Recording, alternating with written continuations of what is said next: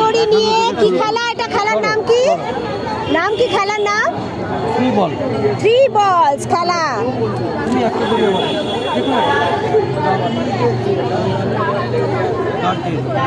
গীত মারছে নাকি? হ্যাঁ গিট দিয়ে দিন।